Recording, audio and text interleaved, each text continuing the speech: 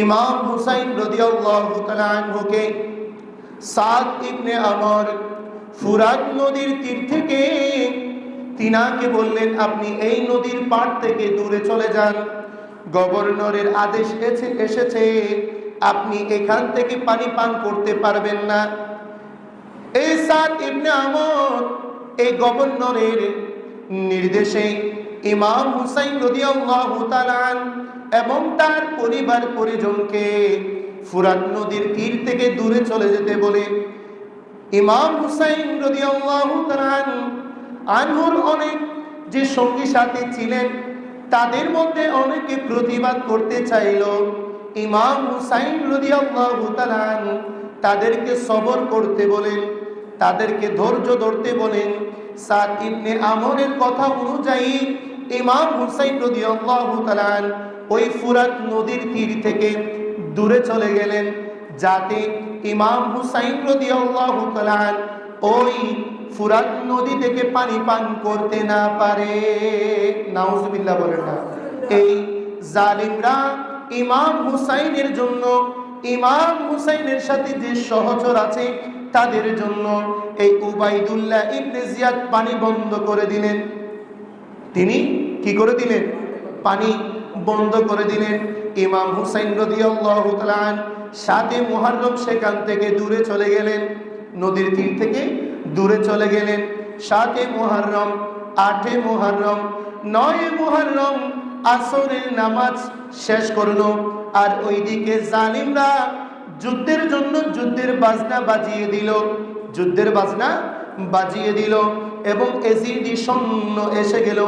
ইমাম হুসাইন রাদিয়াল্লাহু তাআলা নুকে জানালো যে 9 মুহররম আসরের নামাজের পর এজিদের সৈন্য এসে গিয়েছে, এজিদের সৈন্য এসে গিয়েছে যুদ্ধ করার জন্য।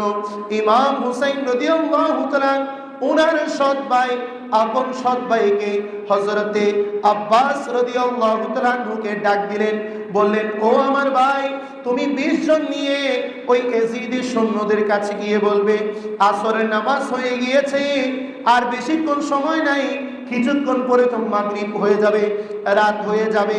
তো রাতের আঁধারে তো যুদ্ধ করা যাবে না, আমাদেরকে যাতে 1 রাত সময় দেওয়া হয়, যাতে মাগরিবের পরে তো ইয়াউমে আশুরা বড় রাত, এবাদতের রাত, আমাদের এবাদত করতে হবে, যাতে আমাদেরকে এই 1 রাত সময় দেওয়া হয়। হযরত আব্বাস রাদিয়াল্লাহু তাআলা ইমাম হুসাইন রাদিয়াল্লাহু তাআলা কথা মতো সৈন্যদের কাছে গেলেন, তাদেরকে গিয়ে ইমাম হুসাইন রাদিয়াল্লাহু তাআলা কথা জানালেন এবং সৈন্যদের থেকে একজন সাদ ইবনে আমরকে বললেন, ইমাম হুসাইন রাদিয়াল্লাহু তাআলা আজকের রাত সময় চাই, তিনারা আজকের রাত সময় চাই। সাদ ইবনে আমর বলে ঠিক আছে, কিন্তু সাদ ইবনে আমর ইমাম হুসাইনকে মোহাব্বত করে সময় দেয় নাই। সে বলে, ইমাম হুসাইন রাদিয়াল্লাহু তাআলা তাবুতে তো পানি নাই, খাওয়া দাওয়া নাই, আরো 1 রাত যদি অতিবাহিত করে তাহলে তারা আমাদের কাছে আরো দুর্বল হয়ে যাবে। নাউজুবিল্লাহ বলেন না। এই মাথা কাটিয়ে সে এক রাত সময় দিল। ইমাম হুসাইন রাদিয়াল্লাহু তাআলা 1 রাত সময় পেলেন, মাগরিবের নামাজ আদায় করলেন, এশারের নামাজ আদায় করলেন। তারপর যে সঙ্গী সাথী আছে তাদেরকে ডেকে ইমাম হুসাইন রাদিয়াল্লাহু তাআলা আল্লাহর প্রশংসা করে, আমার নবীর উপর দুরূদ শরীফ পাঠ করে একটি বক্তব্য দিলেন। তাদেরকে গিয়ে বলেন, ও আমার পরিবার পরিজন, ও আমার ভক্তরা, তোমরা আমার কথাটা মনোযোগ দিয়ে শোনো, তোমরা একটু আমার কথাগুলো মনোযোগ দিয়ে শোনো। এজি চাই আমি তার হাতে বায়াত গ্রহণ করি, সে আমার রক্তের পিপাসু, সে আমার রক্তের পিপাসু, সে আমাকে চাই। তোমরা এই রাতের আঁধারে যে যে দিক দিয়ে পারো সেদিক দিয়ে চলে যাবে, সেদিক দিয়ে চলে যাবে। তোমরা যদি আমার সাথে থাকো তাহলে তোমাদের প্রাণ চলে যাবে, তোমাদের প্রাণ চলে যাবে, তোমাদের উপরে মুসিবত আসবে, তোমরা আমার কাছ থেকে চলে যাও। ইমাম হুসাইন রাদিয়াল্লাহু তাআলা বলেন, যদি আমার সামনে থেকে যেতে তোমাদের লজ্জা লাগে, আমি আলো বন্ধ করে দিচ্ছি। ইমাম হুসাইন রাদিয়াল্লাহু তাআলা আলো বন্ধ করে দিলেন। আলো বন্ধ করে দিলেন। যেহেতু অনেকে ইমাম হুসাইন রাদিয়াল্লাহু তাআলার সামনে যেতে লজ্জাবোধ করবে, কি করবে? লজ্জাবোধ করবে। এই জন্য ইমাম হুসাইন রাদিয়াল্লাহু তাআলা তিনি আলো বন্ধ করে দিলেন। অনেকক্ষণ পর আবার আলো জ্বালালেন, দেখলেন একজনও ইমাম হুসাইন রাদিয়াল্লাহু তাআলা আনহুর সঙ্গ ত্যাগ করে নাই। সুবহানাল্লাহ বলেন না? একজনও ত্যাগ করে নাই। ইমাম হুসাইন রাদিয়াল্লাহু তাআলা আনহু বলেন, তোমরা কেন যাও নাই? তোমরা তো চলে যেতে পারতে। ইমাম হুসাইন রাদিয়াল্লাহু তাআলা আনহুর সৎ ভাই হযরতে আব্বাস ইবনে আলী, যিনি কারবালার পতাকাবাহী ছিলেন, সুবহানাল্লাহ বলেন না, যিনাকে আলেম বরদারে, যিনাকে আলম বরদারে কারবালা বলা হয়, যাকে আলম বরদারে কারবালা বলা হয়, তিনি দাঁড়িয়ে বলেন, ভাইজান কি বলেন, আমরা আপনাকে এমন ভালোবাসি, সুখের সময় আপনার সাথে ছিলাম, যদি দুঃখের সময় আপনাকে ছেড়ে চলে যাই, কাল কিয়ামতের ময়দানে নানাজান বলবে, ও সঙ্গী সাথীরা, তোমরা তো আমার নাতি ইমাম হুসাইনের সাথে সুখের সময় ছিলে, কিন্তু কারবালার ময়দানে জালিম এজিদের সৈন্যের কাছে আমার ইমাম হুসাইনকে ছেড়ে কেন চলে আসলে? তখন আমরা আমার নানাজানকে কিভাবে মুখ দেখাবো? ইমাম হুসাইন রাদিয়াল্লাহু তাআলা আনহুকে এই বক্তব্য নবীর আহলে বাইতের পক্ষ থেকে দিলেন। আবার সেইখানের মধ্যে অনেক ইমাম হুসাইন রাদিয়াল্লাহু তাআলা আনহুর প্রেমিক ছিলেন, আহলে বাইতের প্রেমিক ছিলেন, যারা মক্কা থেকে এসেছেন, অনেকে কাছ থেকে এসেছেন। তাদের মধ্যে হাবিব বিন মুজাহিদ, মুসলিম বিন আওসাজা আল আসাদি, এভাবে কায়েস অনেকজন দাঁড়িয়ে গেলেন। তারা বললেন, হুজুর আপনাকে ছেড়ে কিভাবে চলে যাব? আপনি তো নবীর পরিবারের নবী পরিবারের আহলে বাইতের, নবী পরিবারের আহলে বাইতের মানুষ, আওলাদে রাসূল, আপনাকে ছেড়ে যদি চলে যায়, কাল কিয়ামতের ময়দানে আমার নবীকে তো আমরা মুখ দেখাতে পারবো না। ইয়া ইমাম হুসাইন, জালিমরা আপনাকে আঘাত আনার আগে, আপনার পরিবারকে আঘাত আনার আগে, আগে আমাদেরকে আঘাত করতে হবে। সুবহানাল্লাহ বলেন। তাহলে ইমাম হুসাইন রাদিয়াল্লাহু তাআলা আনহুর যে 72 জন বা 82 জন সঙ্গী সাথী ছিল, তাদেরকে চলে যেতে বলেছে, কিন্তু তারা ইমাম হুসাইন রাদিয়াল্লাহু তাআলা আনহুর সঙ্গ তারা ত্যাগ করে নাই। সুবহানাল্লাহ বলেন না? তারা বলে আমরা আপনার সাথে থাকবো। তারা বলেন কি? আপনার সাথে থাকবো। আমরা জানি এজিদের সৈন্যরা, এজিদের 22,000 সৈন্যরা আপনার রক্তের পিপাসু, এটা আমরা জানি, এটা আমরা জানি, কিন্তু আপনার রক্তে হাত দেওয়ার আগে, আপনাকে হাত দেওয়ার আগে, আগে তাদের আমাদের জান কবজ করতে হবে। সুবহানাল্লাহ। দেখেন 72 জন আছে, কত? 22,000। ভয় পেয়েছে? না, ভয় পাই নাই। দেখেন মৃত্যুকে পরোয়া করে নাই, কারণ নবী করিম সাল্লাল্লাহু আলাইহি ওয়াসাল্লাম বলেন, তুহফাতুল মুমিনিল মাউত, মুমিনের জন্য মৃত্যু এটা তোহফা, উপহার। সুবহানাল্লাহ বলেন না? যারা প্রকৃত মুমিন তাদের জন্য মওত, মৃত্যু এটা ভয়ের বিষয় নয়, এটা মুমিনদের জন্য আল্লাহর পক্ষ থেকে উপহার। সুবহানাল্লাহ। এই জন্য তারা মৃত্যুকে কি করে না? পরোয়া করে না।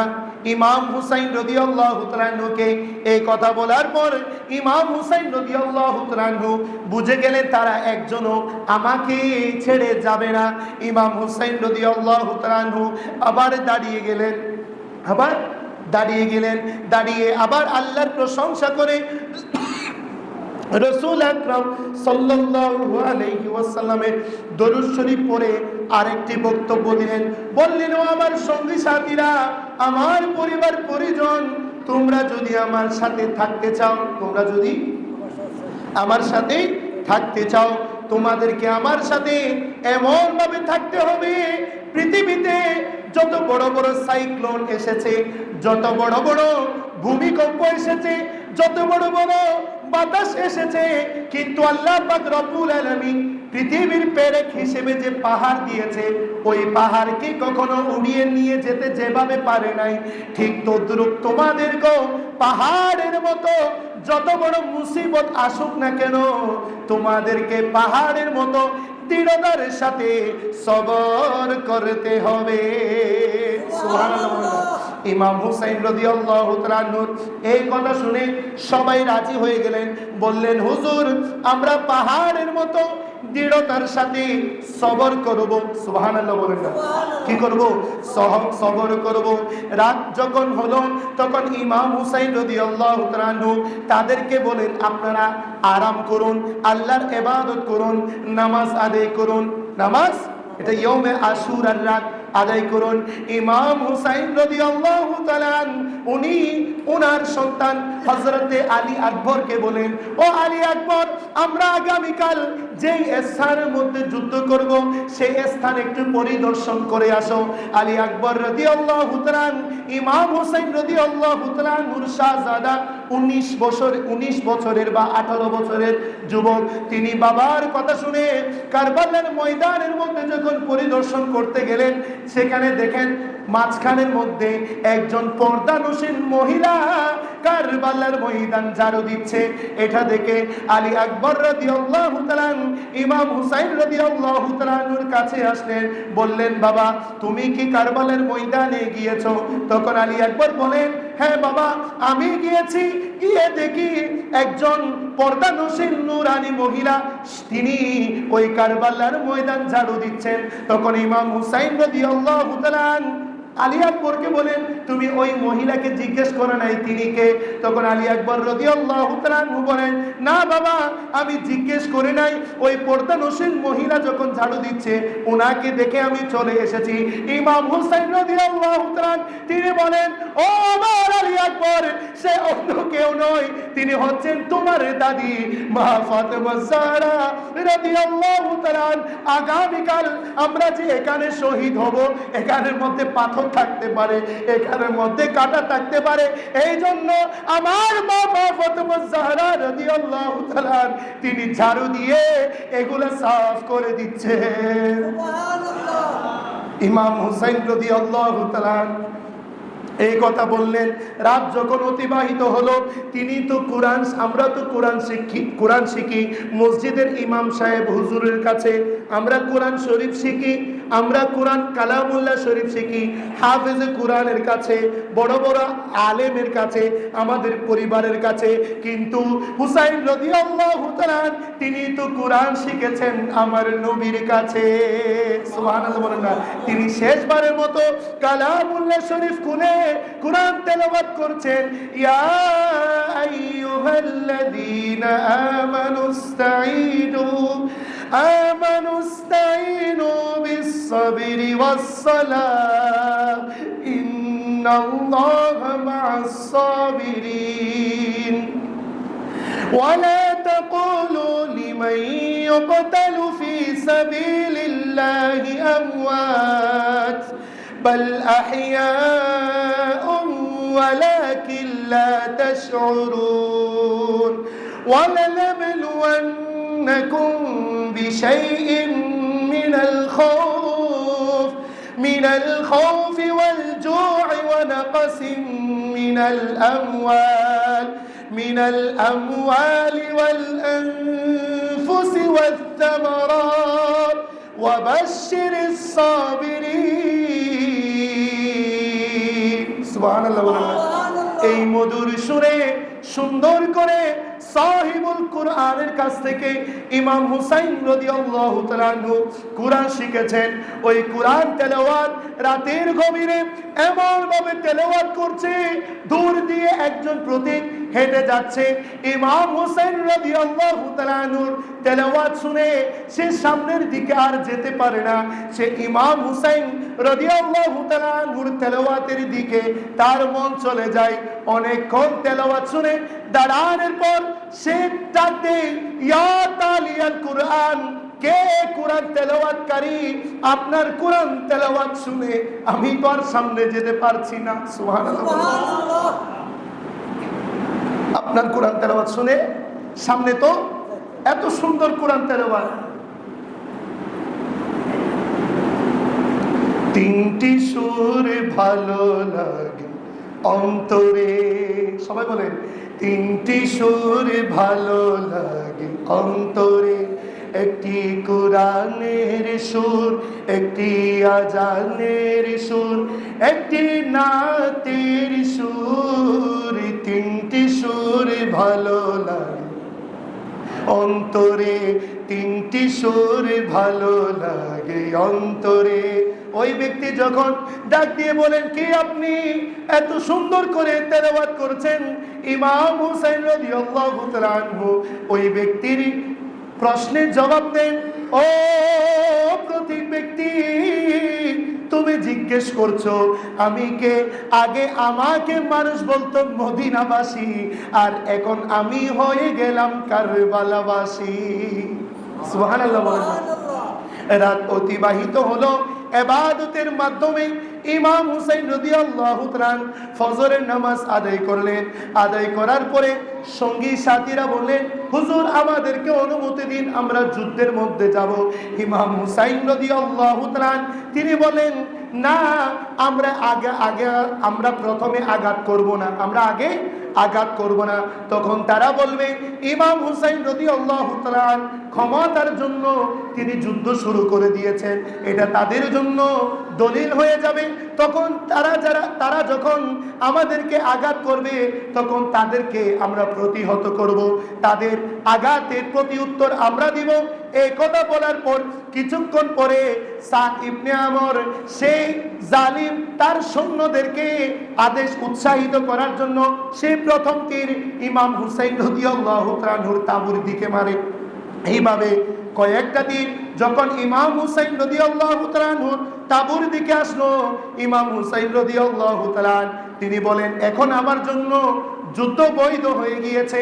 আর ওই দিক থেকে এজিদের পক্ষ থেকে দুই জালিম, একজনের নাম হচ্ছে ইয়াসের, আরেকজনের নাম হচ্ছে সালেম। একজনের নাম ইয়াসের, আরেকজনের নাম কি? সালেম। দুই এজিদের পক্ষ থেকে সৈন্য চলে এসেছে। আর এই দিক থেকে ইমাম হুসাইন রাদিয়াল্লাহু তাআলার পক্ষ থেকে প্রথম সৈনিক যায় ইসলামের পক্ষে, যার নাম হচ্ছে আব্দুল্লাহ ইবনে উমাইর কলবি রাদিয়াল্লাহু তাআলা। তিনি ইমাম হুসাইন রাদিয়াল্লাহু তাআলা থেকে অনুমতি নিয়ে কারবালার ময়দানে ওই দুই ব্যক্তির সাথে যুদ্ধ করার জন্য চলে গেলেন।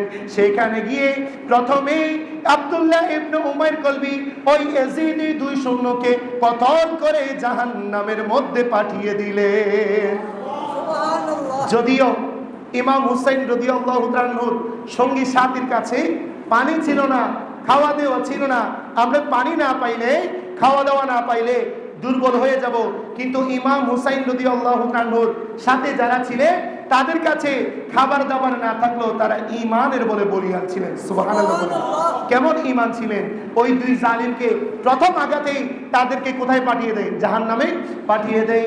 এইভাবে হাবিব বিন মুজাহিদ, মুসলিম বিন আওসাজা আল আসাদি, এইভাবে কায়েস, এইভাবে ইমাম হুসাইন রাদিয়াল্লাহু তাআলার মুহিব্বানে আহলে বাইত 50 জন শহীদ হয়ে গেলেন। তারাও অনেক জালিমকে, এজিদিকে জাহান্নামে পাঠিয়ে দিলেন। কোথায় পাঠিয়ে দিলেন? জাহান্নামে পাঠিয়ে দিলেন। ইমাম হুসাইন রাদিয়াল্লাহু তাআলার 50 জন আহলে বাইত, মুহিব্বানে আহলে বাইত, তারা সবাই জান্নাতে চলে গিয়েছেন। ইন্না লিল্লাহি ওয়া ইন্না ইলাইহি রাজিউন। তাহলে 72 জন থেকে তারা এজিদি বাহিনীকে অনেককে জাহান্নামে পাঠিয়ে দিয়ে এভাবে এক একজন করে যেতে যেতে 50 জন ইমাম হুসাইন রাদিয়াল্লাহু তাআলার প্রেমিক কি হয়ে গিয়েছে? শহীদ হয়ে গিয়েছে। দেখেন, যে যায় সে কিন্তু ফিরে আসে না। তারা যদি মৃত্যুর নিজের জানের মায়া থাকতো, তারা কি এক এক করে যুদ্ধের জন্য যাইতো? না। দেখেন, তারা জানেন তারা শহীদ হয়ে যাবেন, কিন্তু তারা জানেন ইমাম হুসাইন রাদিয়াল্লাহু তাআলার পক্ষে যদি শহীদ হয় তাহলে আল্লাহর পক্ষ থেকে, রাসূলের পক্ষ থেকে তারা অনেক মর্যাদাবান হবে। সুবহানাল্লাহ। আপনাদেরকে একটি হাদিস বলি, তাহলে আপনারা বুঝতে পারবেন শহীদের মর্যাদা কেমন।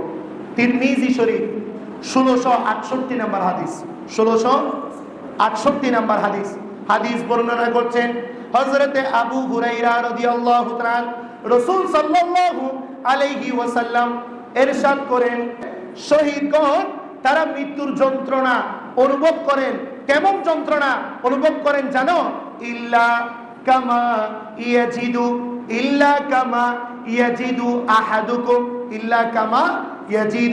আহাদুকুম মিন মাসিল করসা। কেমন তারা মৃত্যুর যন্ত্রণা অনুভব করে তোমরা জানো? ইল্লা কামা, যেমনি ভাবে ইয়াজিদু আহাদুকুম, তোমাদের মধ্যে অনুভব করে। কেমন অনুভব? সাল করস, তোমাদেরকে যখন একটি পিপিলিকা স্পর্শ করে, কামড় দেয়, ওই পিপিলিকার কামড়ে তোমরা যেমন একটু কষ্ট, পিপিলিকা কামড় দিলে অথবা ছোট কীট কামড় দিলে যে কষ্ট অনুভব করো, অথবা তোমাদের মধ্যে কেউ চিমটি কাটলে যে কষ্ট অনুভব করো, আল্লাহর পথে যারা শহীদ হয় তারাও সেই কষ্ট অনুভব করে। সুবহানাল্লাহ বলেন। কি জন্য তারা শাহাদাতের জন্য আগ্রহী, কম বুঝতে পারছেন? আমরা যদি মৃত্যুর সাকারাতের মধ্যে যখন চলে আসব, আমাদের কষ্টের কথাটা আমরা বলতে পারবো না। এটা শায়ের বলেন, সাকারাতের বিছানাতে কি যে যন্ত্রণা, সাত সাগরের পানি দিল তৃষ্ণা মিটে না। সাকারাতের বিছানাতে কি যে যন্ত্রণা, সাত সাগরের পানি দিল তৃষ্ণা মিটে না। কাউসারের পানি দিবেন শাহে মদিনা, কাউসারের মালিক যিনি তাহাকে চিনুন। ভালো যদি বাঁচতে হয় শোন, ভালো যদি বাঁচতে হয়। ইমাম হুসাইন রাদিয়াল্লাহু তাআলা আনহুর শহীদগণ কেন শহীদের জন্য আগ্রহী, এটা আপনাদেরকে বুঝিয়ে দিলাম। আমরা যদি এমনি মৃত্যুবরণ করি, আমাদের অনেক কষ্ট আছে। কি আছে? যারা শহীদ তাদের মধ্যে কোনো কষ্ট নাই। আল্লাহ পাক রব্বুল আলামিন তাদের মৃত্যুকে, পৃথিবী থেকে বিদায় নেওয়াকে তাদেরকে মৃত বলা যাবে না, বোঝানোর জন্য বলছি। তাদেরকে এমন কষ্ট হয়, একটি পিপিলিকা কামড় দিলে যে কষ্ট হয়, সামান্য পিপিলিকার কামড়ে কি আমরা কি ছটফট করি না? সামান্য এই সামান্য কষ্ট তারা অনুভব করে। সুবহানাল্লাহ বলে না। শুধু তাই নয়, তিরমিজি শরীফের মধ্যে আছে, পৃথিবীর কোনো মানুষ যদি জান্নাতে চায়, সে কখনো দুনিয়াতে আবার আসতে চাইবে না।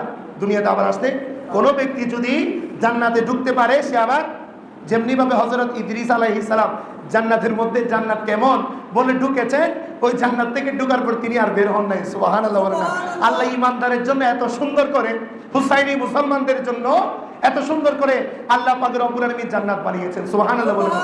ওই জান্নাত থেকে বের হবে না। কিন্তু তিরমিজি শরীফের মধ্যেই আছে, ওই শহীদগণ জান্নাতে ঢোকার পর তারা আল্লাহর কাছে চাইবে তারা যাতে দুনিয়াতে আবার আসতে, যাতে এইভাবে পৃথিবীতে এসে 10 বার আল্লাহর রাস্তায় শহীদ হবে। সুবহানাল্লাহ। তার মানে বুঝিয়েছেন শহীদের মর্যাদা আল্লাহ কেমন দিবেন। সুবহানাল্লাহ। তারা বারবার চাইবে আল্লাহর রাস্তার মধ্যে শহীদ হওয়ার জন্য। সুবহানাল্লাহ বলেন না। এটা আল্লাহর রাস্তার মজা, আল্লাহর রাস্তায় শহীদ হওয়ার, আল্লাহর রাস্তায় জীবন দেওয়ার, আল্লাহর রাস্তায় জীবন উৎসর্গ করার ফজিলত বুঝিয়েছেন। সুবহানাল্লাহ বলেন না। এই জন্য তারা শহীদ হওয়ার জন্য এত আগ্রহী। সুবহানাল্লাহ বলেন না। এইভাবে যাওয়ার পরে এবার আসছেন আব্দুল্লাহ ইবনে মুসলিম, যিনি মুসলিম বিন আকিল রাদিয়াল্লাহু তাআলা আনহুর আরেক সন্তান। তিনি বললেন, ও বড় আব্বু, চাচা যান, আমাকে অনুমতি দিন, আমি এবার যাব। তখন ইমাম হুসাইন রাদিয়াল্লাহু তাআলা তিনি বলেন, আমার ভাই মুসলিম বিন আকিল রাদিয়াল্লাহু তাআলা আনহুকে আমি পাঠিয়েছিলাম, তোমার ছোট ভাই তাদের সাথে ছোট 2 ভাই এসেছিল, তাদেরকে এই জালিমরা শহীদ করে দিয়েছে। এটা আমি মেনে নিতে পারছি না। তুমি একজন আছো, তোমার মা আছে, তুমি তাদেরকে সাথে নিয়ে মদিনায় চলে যাবে।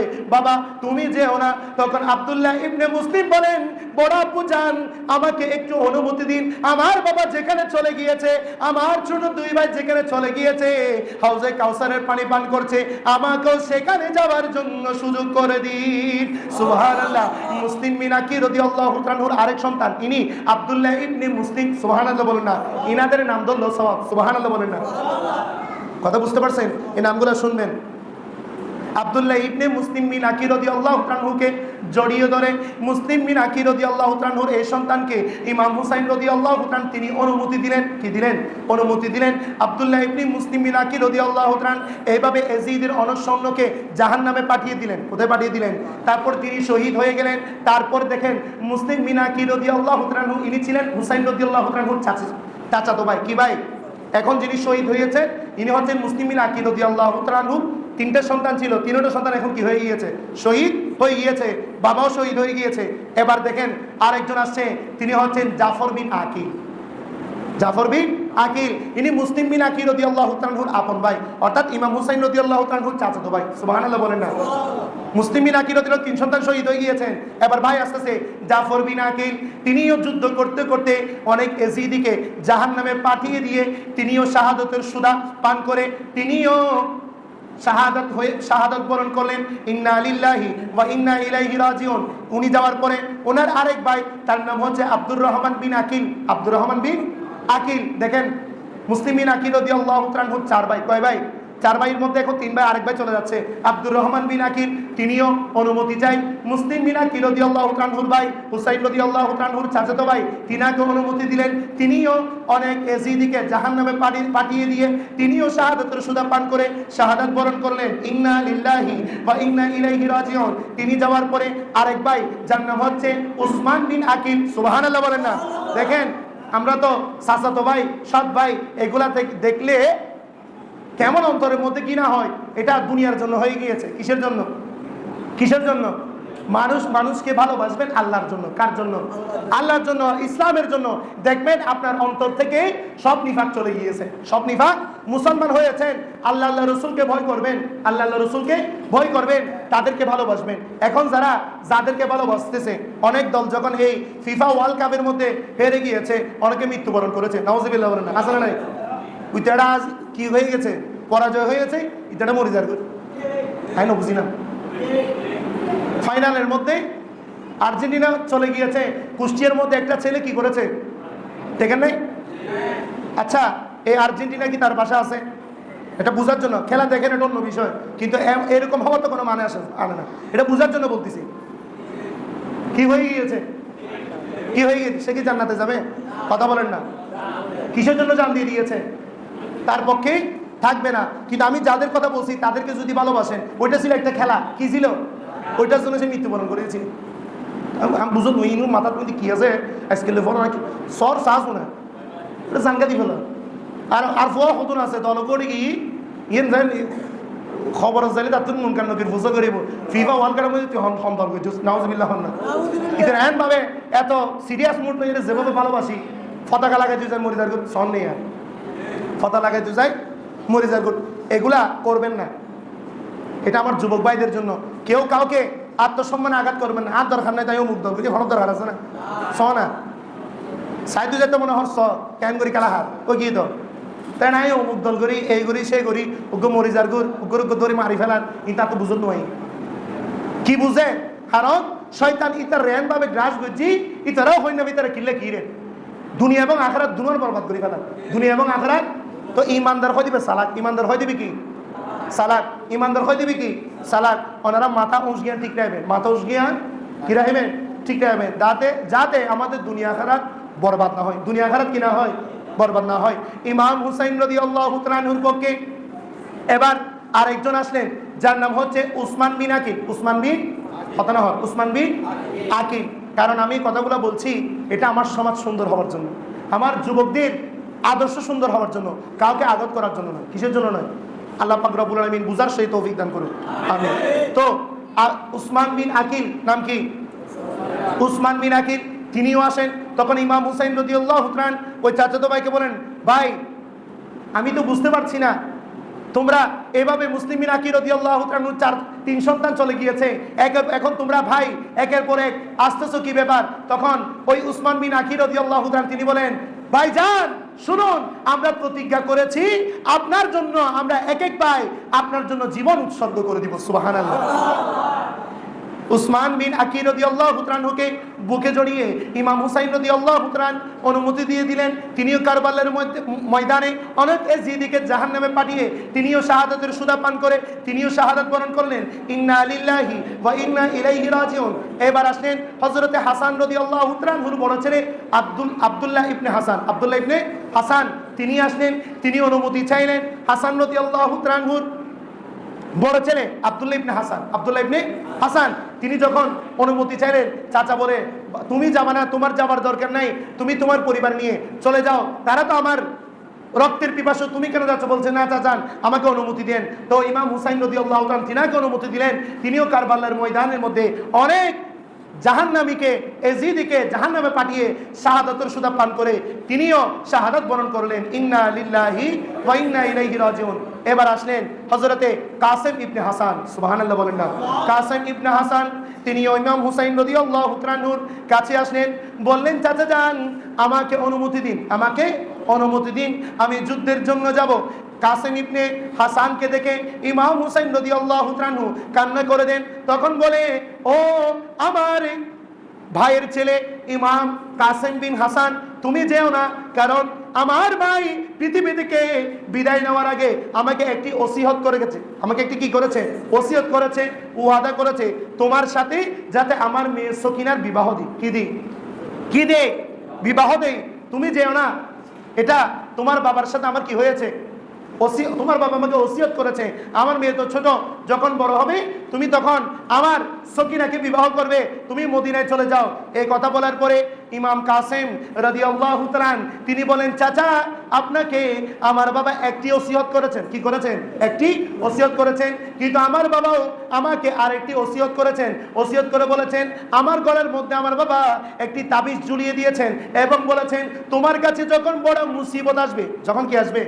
বড় মুসিবত আসবে, এই তাবিজ খুলে দেখবে।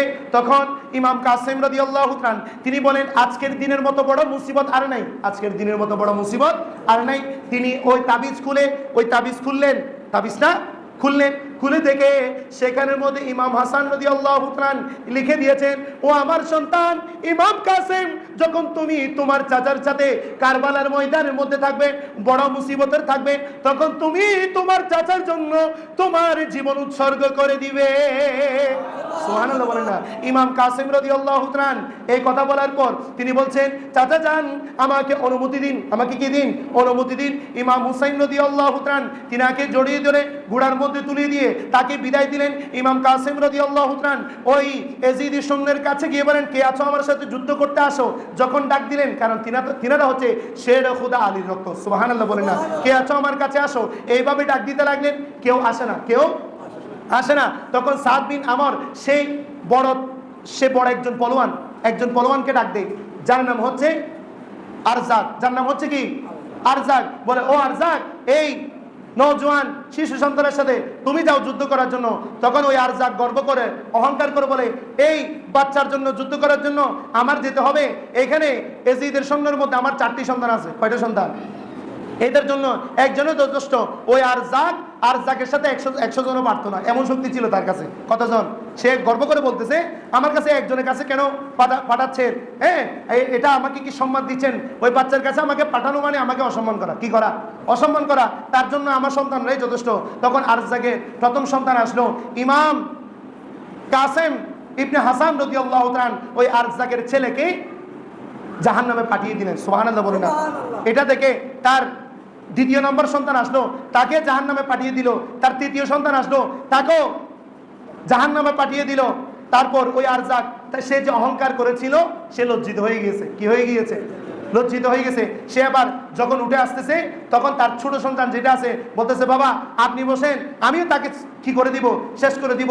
তার ছোট ছেলেও যখন আসে, তাকেও ইমাম কাসেম রাদিয়াল্লাহু তাকেও জাহান্নামে পাঠিয়ে দেন। সুবহানাল্লাহ বলেন না। তাকে কি করে দেন? জাহান্নামে পাঠিয়ে দেন। এবং পাঠিয়ে দিয়ে ওই তার ছোট সন্তানের কাছে যে তলোয়ার ছিল, নিজের তলোয়ার রেখে দিয়ে ওই তার তলোয়ার হাতে নিয়ে নেন। নিয়ে নেওয়ার পরে ওই আরজাক নিজেই আসলো ইমাম কাসেম রাদিয়াল্লাহু তাআলার কাছে। ওই তলোয়ার দেখে সে বলে, এই তলোয়ার তোমার হাতে কেন? এই তলোয়ার আমি 1000 দিরহাম দিয়ে কিনেছি। এই তলোয়ার আমি কি করেছি? 1000 দিরহাম দিয়ে কিনেছি এবং 1000 দিরহাম দিয়ে এই তলোয়ারের জন্য, যেভাবে আমরা ঘুড়ি উড়ানোর জন্য আমরা সুতাকে কি দেই? মাঞ্জা দেই। কি দেই? মাঞ্জা দেই। ঠিক তদ্রূপ আপনাদেরকে বোঝানোর জন্য বলতেছি, যুবক ভাইরা যাতে বুঝতে পারে, ওই তালোয়ারকে সেও মাঞ্জা দেয়। কি দেয়? সেখানে বিষ প্রয়োগ করে যাতে আরো ধারালো হয়। এটা এভাবে আমি তৈয়ার করেছি, তোমার হাতে কেন? তখন মুসলিম হযরতে কাসেম ইবনে হাসান রাদিয়াল্লাহু তাআলা তিনি বলেন, তোমার ছোট সন্তান এটা আমাকে দিয়েছে তোমাকে হত্যা করার জন্য। কি করার জন্য? তুরে শেষ করি বললাই তোর ভয় হারে দিকে ঈদে। এটা বলার পরে তখন ওই আরজাক যখন এগিয়ে আসতেছে, তখন ইমাম কাসেম রাদিয়াল্লাহু তাআলা তিনি বলেন ডাক দিয়ে, এই আরজাক, আমি মনে করেছিলাম তুমি যুদ্ধের ময়দানের মধ্যে অনেক খিলাড়ি হবে, কিন্তু আমি তো দেখতেছি তুমি একটা আনাড়ি। তুমি একটা কি? আনাড়ি। তুমি ঘোড়ার মধ্যে বসেছো ঠিক, তুমি তো পাটা লাগাও নাই ভালো করে। পাটা কি এখনো লাগাইতে পারো নাই? সে যখন পায়ের দিকে তাকাচ্ছে, তখন হযরতে কাসেম রাদিয়াল্লাহু তাআলা তলোয়ার চালিয়ে তাকে জাহান্নামের মধ্যে পাঠিয়ে দিলেন। সুবহানাল্লাহ।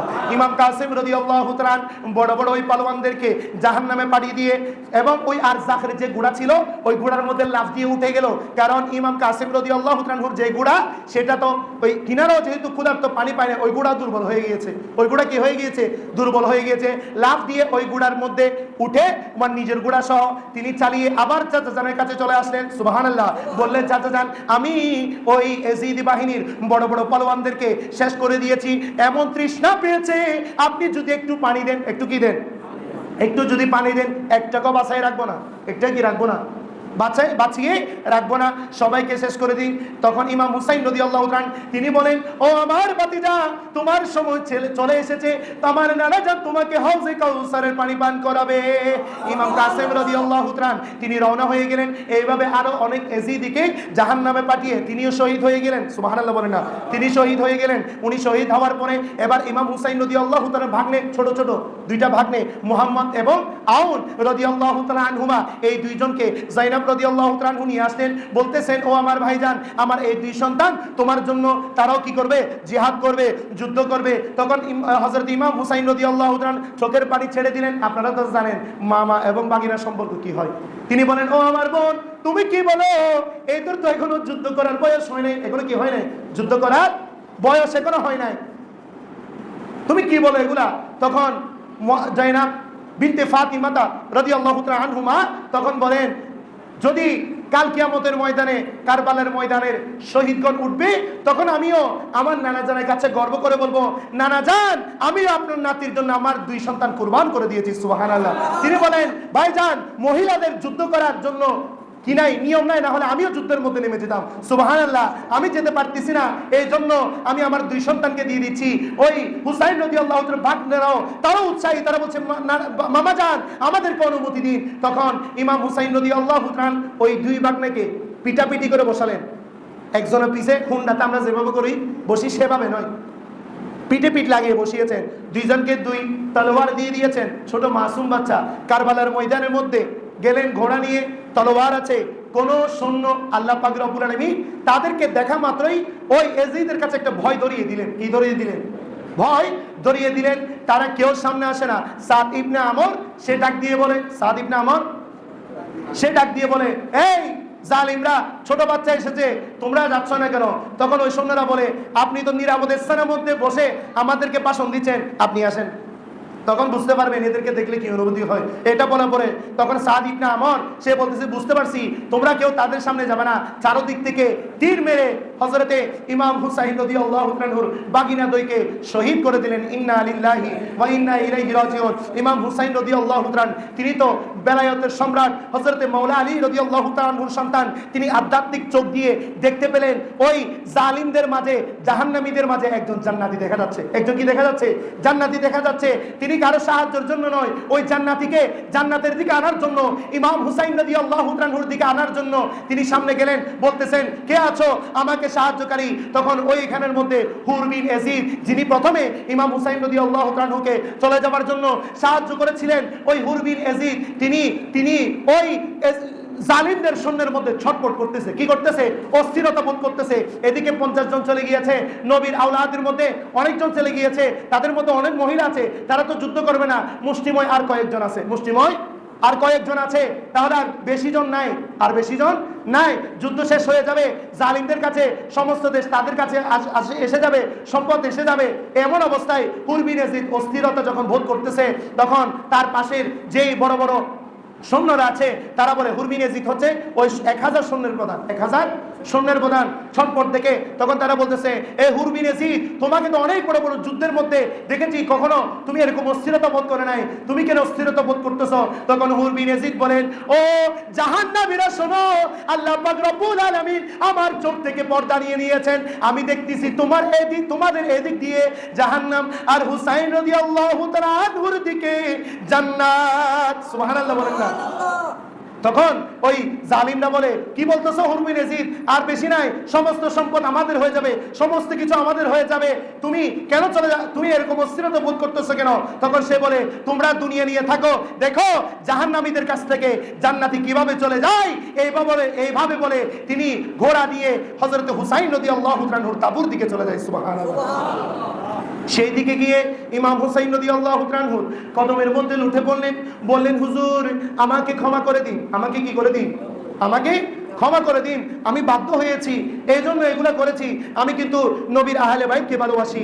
হুর এই কথা বলার পরে তখন ইমাম হুসাইন রাদিয়াল্লাহু তাআলা তখন বলেন, যখন নিজের ভুল বুঝতে পারে, নিজেকে পরিবর্তন করে, তখন আল্লাহ তাআলা তাকে ক্ষমা করে দেন। আল্লাহ তাআলা তাকে কি করে দেন? তাই মালিয়ারা, পূর্ব মালিয়ার মধ্যে আমরা একে অপরজন আছি, ভাই আছি, অনেক ধরনের সম্পর্ক আছে, তো সমস্যা তো হবে কিনা? তো এগুলো আমরা আল্লাহ রাসূলের জন্য ভুলে যেতে পারবো তো? কথা না হয় পারবো? খাল্লাই খার ওয়াস্তে ভুল হয়েছে, এটা আপনারা ওইটা রাখবেন না, ওইটা কি করে দিবেন? আল্লাহর ওয়াস্তে এটা যখন ছেড়ে দিবেন, দেখবেন আপনাদের এটা জান্নাতে পরিণত হবে। সুবহানাল্লাহ। কিসে পরিণত হবে? নিফাক যদি থাকে অন্তরের মধ্যে, হিংসা যদি থাকে, তাহলে সেখানের মধ্যে সুবাস ছড়াবে না, সেখানের মধ্যে কি ছড়াবে না? সুবাস ছড়াবে না, এলাকা সুন্দর হবে না, সমাজ সুন্দর হবে না। আপনারা আপনাদের মধ্যে যা ভুল হয়েছে তা মনে না রেখে আল্লাহর ওয়াস্তে যখন আল্লাহর কাছে ক্ষমা চেয়ে এক একজনকে ক্ষমা করে দিবেন, দেখবেন আপনাদের এটা জান্নাতি বাগানে পরিণত হবে। সুবহানাল্লাহ। এটা আপনাদের জন্য শিক্ষা। তো হুর বিন ইয়াজিদ এই কথা বলার পরে ইমাম হুসাইন রাদিয়াল্লাহু তাআলা হুর বিন ইয়াজিদকে বলে, আরবিতে হুর শব্দের অর্থ হচ্ছে স্বাধীন। হুর শব্দের অর্থ হচ্ছে কি? স্বাধীন। তোমার মা বাবা তোমার নাম রেখেছে স্বাধীন। হুর শোনো, আমিও তোমাকে জাহান্নাম থেকে স্বাধীন করে দিয়েছি। সুবহানাল্লাহ। হুর বিন ইয়াজিদ তিনি ইমাম হুসাইন রাদিয়াল্লাহু তাআলাকে বলেন, আর দেরি কেন, আমাকে অনুমতি দিন। ইমাম হুসাইন রাদিয়াল্লাহু তাআলা থেকে অনুমতি দিয়ে 1000 সৈন্যের প্রধান এবং দুনিয়াবি যে সম্পদ আছে এগুলার লোভ ছেড়ে দিয়ে ইমাম হুসাইন রাদিয়াল্লাহু তাআলার পক্ষে এসে হুর বিন ইয়াজিদ অনেক ইয়াজিদিকে জাহান্নামে পাঠিয়ে দিয়ে তিনিও জান্নাতি হয়ে শাহাদাতের সুদা পান করে তিনিও শাহাদাত বরণ করেন। ইন্না লিল্লাহি ওয়া ইন্না ইলাইহি রাজিউন। তো ইনশাআল্লাহ আমাদের সময় হয়ে গিয়েছে, চেষ্টা করেছি, কারণ ঘটনা যখন ধারাবাহিক বলতেছি এটা একটা মজা আছে। কি আছে? আমি ধারাবাহিক আলোচনার কারণে যতটুকু আসতে পেরেছি আলহামদুলিল্লাহ বলুন। যতটুকু আমার ক্যাপাসিটি, যতটুকু আছে আমার ক্যাপাসিটি, যতটুকু আছে ততটুকু আমি আপনাদের সম্মুখে আলোচনা করেছি। তো ইনশাআল্লাহ আগামী জুমায় বাকি আলোচনা করব। আল্লাহ পাক রব্বুল আলামিন এখান থেকে আমাদেরকে আমল করার সেই তৌফিক দান করুক, শিক্ষা নেওয়ার সেই তৌফিক দান করুক। আমিন। ওয়া আখিরু দাওয়ানা আলহামদুলিল্লাহি রাব্বিল আলামিন। আসসালামু আলাইকুম ওয়া রাহমাতুল্লাহ।